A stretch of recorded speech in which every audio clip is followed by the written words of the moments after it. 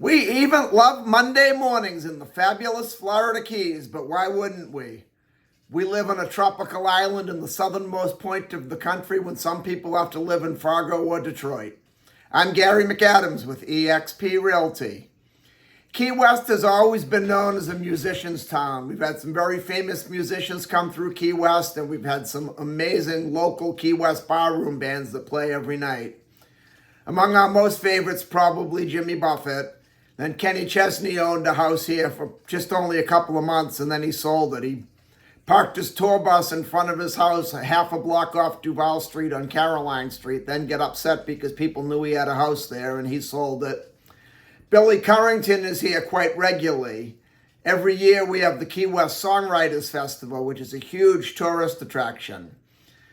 But one band that's come to Key West that not many people hear about or know about, and they were pretty much the shapers and formers of rock and roll. On this date, September 9th, back in 1964, Key West had a surprise visit from the Beatles. They landed at the Key West airport at 3:30 a.m. They were en route to Jacksonville to do a concert, and a hurricane diverted them, and they had to make an emergency landing in Key West. They stayed for a few days in a hotel that was called the Key Wester. It was one of the most prominent hotels in Key West back in the day. They closed in the mid-90s when the Hyatt Wynwood Point timeshare was built. If you're familiar with the Hyatt, or if you're not, it's right over by the airport. It's very close to the Key West airport. The Beatles were there for several days, and that was I was going to say the kings of rock and roll, but we all know Elvis is the king. A lot of people argue that Elvis created rock and roll and the Beatles shaped him, and we had them right here in Key West. This is my morning market MLS update video I do every day right about this same time. I report all the new listings in Key West and the lower Keys that have come on the market in the last 24 hours. In today's case, it's just 2 listings in the lower Keys. There were no new listings in Key West in the last 24 hours. If you watch this video every day, you'll be ahead of most buyers. You'll know about every new listing from Big Pine Key down to Key West the same day the realtors know about them. That's very valuable information for a buyer to have. I find most buyers wait for a home to come onto Zillow or Trulia or Realtor.com or one of those sites before they inquire about it. And a problem they face often there is by the time these sites put a home live online, it's been on the multiple listing service a couple days and all the good deals are already under contract. If you watch this video every day and you see something you like, call me right away. I'll make an appointment for us to see the home, or if you're not here in the Keys locally, I'll go preview it on your behalf and do a FaceTime walkthrough video or a YouTube video for you. And if you like what you see, we can write up a contract and have you under contract before most buyers ever even knew the home was available for sale. You can also get a much more detailed description of these listings, including photographs, if you follow my blog, keywestinvesting.com. I'll put that web address in the description down below. There's a lot more information in the blog, a lot more details of the homes, any unique features the home might have. It'll have your room descriptions, room dimensions, photos of the inside of the home, photos of the outside of the home. If the home happens to have a pool or happens to be waterfront, I'll have photos of the water view, photos of the boat dockage, photos of the pool. It's just a lot more information than I can cram into a couple-minute quick YouTube video. Again, that web address is keywestinvesting.com, and it's updated every day from the Florida Keys multiple listing service, including photographs. If you like this video and you want to stay current with what's being listed in the Florida Keys at what price, so you'll know what our inventory is and how much it's going to cost, please click the like and subscribe button down below. Subscribe to my YouTube channel and you can see a video just like this every morning. I do one right about this same time every day telling you about all the new listings. Today we have 2 listings to go over. As I mentioned earlier, both of them are in the lower Keys. There were no new listings in Key West today. Before I tell you about these 2 great homes, the state of Florida's legal department makes me cover the boring stuff. The information I'm about to give you comes directly from the Florida Keys multiple listing service. I'm not accepting any responsibility for these listings. I'm not claiming these listings to be my own listings.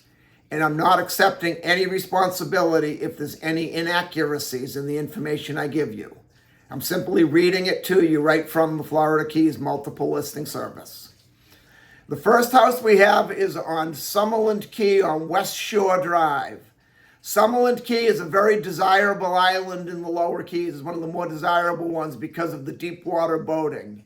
You can get much deeper, much bigger boats into Summerland than you can most of the lower Keys. It has a deeper boat draft, and the saying goes, along with bigger boats comes bigger houses with bigger price tags. West Shore Drive is one of the less desirable streets in Summerland Key, especially this particular house is on West Shore and also very close to the main US ones. You might get some highway noise. But it's definitely a case of having the lesser house in the multi-million-dollar neighborhood, which is always what you want. You'd rather have the lesser house in the millionaire's neighborhood than the nicest house in the entire trailer park.